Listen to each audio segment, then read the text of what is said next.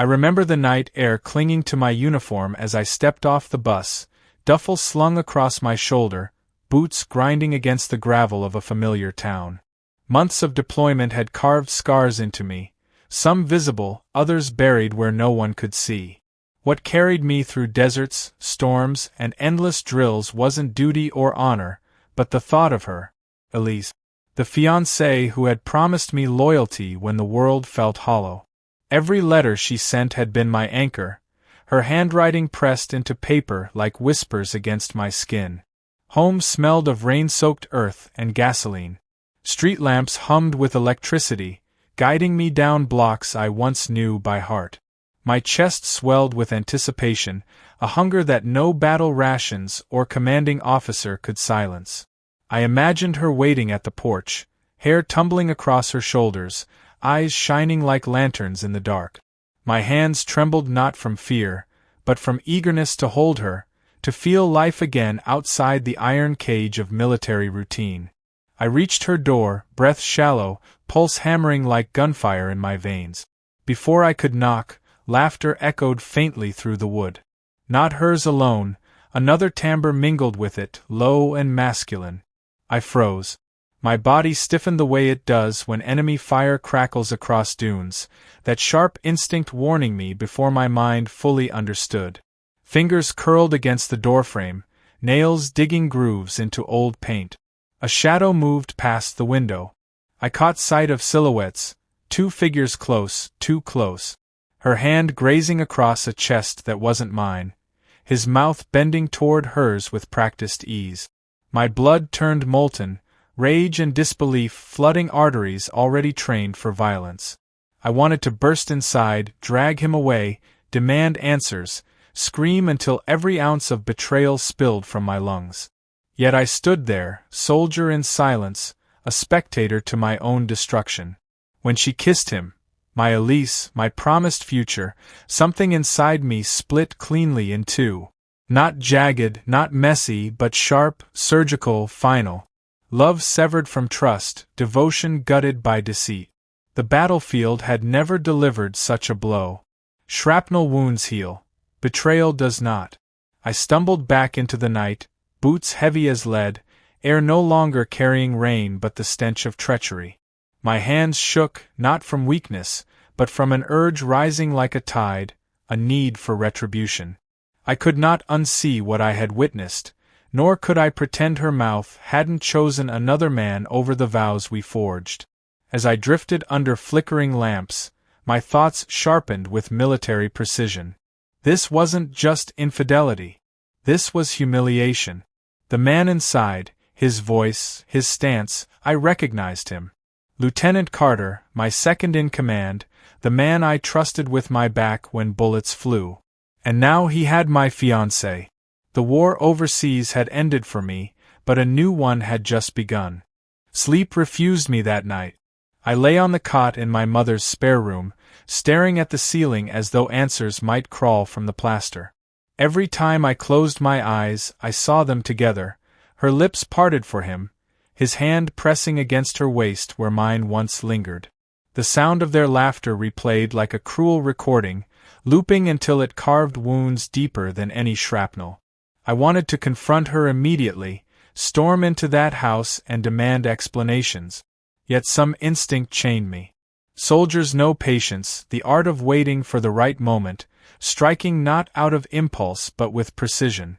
My fury required calculation, not reckless flailing. What Elise and Carter had stolen from me deserved more than shouting matches or slammed doors. They deserved exposure, devastation, and justice served in shadows. Morning crept across the curtains, golden light mocking me with its warmth. I rose, uniform still clinging with desert dust, and stared at myself in the mirror. Hollow cheeks, sunburnt skin, eyes sharpened by months of combat. I looked less like a groom returning to his bride and more like a weapon forged for vengeance. And perhaps that was what I had become. The army taught me loyalty, discipline, and trust in my brothers in arms. Carter had been that brother. We'd shared foxholes, rations, even secrets spoken under mortar fire. To discover him entwined with Elise felt like a knife between ribs, clean, merciless, delivered by someone you once called family. Worse than an enemy, because betrayal never arrives from the front. It slides in from the side, unexpected, unforgivable. By afternoon, I walked the familiar streets of our small town, blending into ordinary life while my insides seethed. Children played baseball in fields, shopkeepers arranged displays, neighbors waved at me with cheerful recognition. They saw a soldier home from service, not the storm brewing beneath my skin. No one could imagine that behind my polite nods I was plotting ruin. I thought of Elise, her promises whispered before I deployed. I'll wait. I'll be yours. Nothing will change. Lies delivered with such sincerity that I had clung to them during endless nights overseas. Her betrayal wasn't merely physical, it was spiritual theft, desecration of vows that anchored me when the world threatened to swallow me whole. My love for her twisted into something darker, a craving not for her return but for her suffering. Carter's face burned in my mind, smug perhaps, certain that I would never know. He must have believed distance made secrecy safe. Foolish assumption. I knew his habits, his weaknesses, the places he frequented, the people he trusted. Revenge would not require brute force. It would require strategy, the same kind we'd executed during raids. Only this mission was personal, and I held no intention of mercy. As dusk settled, I stood at the edge of her street, watching the glow of her window ignite. My heart no longer pounded with love but with venom. She had chosen him. He had taken her. Now I would take everything from them both. I began by studying them, the way a hunter observes prey before the strike. Patience wasn't weakness, it was power sharpened to a razor. Carter had always been careless off-duty. Too many drinks, loose talk, laughter echoing in bars long after curfew. Elise, on the other hand, thrived on secrecy. She painted herself innocent in public, still smiled sweetly at neighbors who congratulated her on our upcoming wedding, as though her nights weren't stained by betrayal. Watching them play charades of loyalty made bile rise in my throat, but it also gave me an advantage. Deception requires consistency, and neither of them possessed discipline enough to mask it forever. I followed Carter one evening to the tavern on Main Street. He sat with a few familiar faces from our unit, boasting about promotions, retelling stories from deployment. Yet there was a smugness beneath his words, a hidden triumph he carried like a metal pinned beneath his shirt. I listened from the corner, beer untouched in my hand, rage simmering. Every laugh, every boast reminded me of that shadowed room where he had stolen what was mine. Elise avoided me at first, perhaps fearing confrontation. When I finally knocked on her door, she greeted me with practiced warmth, eyes glistening as though relief washed over her. "You're home," she whispered, and for a fleeting moment I wanted to believe her, to pretend I hadn't seen what I had. But her embrace felt hollow, her lips cool, her body rigid in my arms. Lies radiated from her skin like perfume. I decided then, I wouldn't confront her with accusations. I would seduce her guilt into the open. If she thought she had fooled me, she would reveal herself more carelessly. So I smiled, spoke tenderly, kissed her cheek as though nothing had shattered. She softened, reassured by my performance, never realizing she was stepping into a snare. Over the following days, I wove threads tighter. I asked her to meet me at Old Haunts, our favorite diner, the lake where I first proposed. She agreed, pretending devotion, but her eyes flickered with distraction, as though another man's voice echoed louder inside her than mine. I pretended not to notice, while inside I catalogued every nervous glance, every lie she thought I didn't hear. Meanwhile, Carter remained oblivious. During drills at the base, he saluted me with respect, voice steady, eyes unflinching.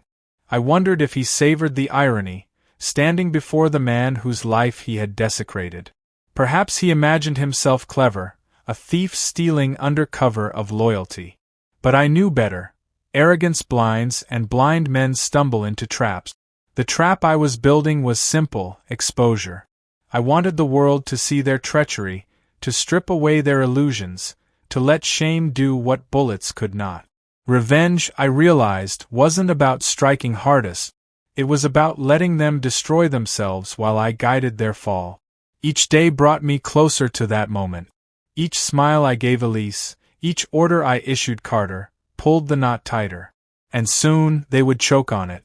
Every battle plan requires bait, and mine began with Elise. I knew her weaknesses. The thrill of secrecy, the intoxication of forbidden desire. She had tasted danger once with Carter, now she craved it like a drug. All I had to do was provide opportunity. I started leaving subtle openings, pretending I was distracted by catching up with old friends, or working late at the base. In truth, I observed her patterns. When she thought I was occupied, she slipped into her car, eyes darting left and right like a thief, and drove toward the outskirts of town. Always the same house, Carter's rented place on Ashford Lane. From my vantage in the shadows, I watched their lights flicker, their silhouettes blur against curtains. Rage burned in me like wildfire, but I didn't storm inside. Not yet. Let them think they were winning, let them fall deeper into their lies. The deeper they sank, the harder they would drown when truth surfaced. I began weaving my revenge through whispers. At the bar, I let a few casual remarks drop, mentioning Elise's distance, Carter's growing arrogance. Soldiers gossip more than they admit, and rumors spread like smoke in dry grass. Soon questions drifted through our unit. Why did Carter linger off duty so often? Why did Elise look distracted when she should have been radiant with engagement joy? Seeds planted, doubts sprouting. Elise, meanwhile, played her role with increasing desperation. She clung to me in public, eyes too wide, laughter too loud, as though trying to convince the world of her devotion. At family dinners she pressed my hand, kissed my cheek, whispered how proud she was of me. Yet her perfume reeked of deception, and I felt every caress as though it were mockery. The perfect opening came with the annual military banquet. Officers, families, and townsfolk gathered under chandeliers, speeches delivered, glasses raised to honor service. Carter arrived polished, medals gleaming, Elise at his side as though nothing bound her to him. She stood next to me, dress shimmering, smile dazzling, but her eyes betrayed her. They flicked toward him too often, lingered too long. I watched every glance, every secret spark. And I let others watch too. I guided conversations, angled bodies, orchestrated moments so their subtle exchanges became visible to wandering eyes. A tilt of her head, his smirk, her laugh at his muttered joke, it was enough. Not obvious yet, but suggestive. A whisper here, a question there, and soon the air thickened with suspicion. As music swelled and couples swirled across the floor, I invited Elise to dance. She accepted, trembling slightly in my arms, though she smiled for the crowd. I leaned close, lips near her ear, and whispered words only she could hear. Enjoy this night. It will be your last where anyone believes your lies. She stiffened, eyes wide, but I twirled her gracefully, leaving onlookers convinced we were nothing but a devoted pair. Only she knew the ice buried in my tone. The trap was nearly ready. The banquet ended with applause, speeches fading into clinking glasses and laughter echoing beneath chandeliers. Elise clung to my arm, radiant to onlookers, yet her skin felt cold, as though my whisper still haunted her. Carter avoided my gaze, smiling broadly for fellow officers, but his posture betrayed unease. He knew I had noticed something, though he could not guess how much. I allowed time to stretch, tension to simmer. The following week, I set my plan into motion. Invitations left on desks, casual reminders dropped at the barracks, subtle hints shared in town. Soon, the entire unit and many civilians gathered for a weekend celebration at the Officers' Club, a tradition of camaraderie and storytelling. What they didn't know was that I had chosen this night for revelation. I prepared carefully. Hours before the gathering, I slipped into Carter's rented house. My years in service had taught me silence, patience, and precision. The lock surrendered with ease, and inside, the evidence of their affair awaited me like trophies. A silk scarf I had once given Elise lay tossed across his couch. Photographs, careless, intimate, hidden in a drawer but not hidden enough. Letters bearing her handwriting, words of passion she had sworn belonged only to me.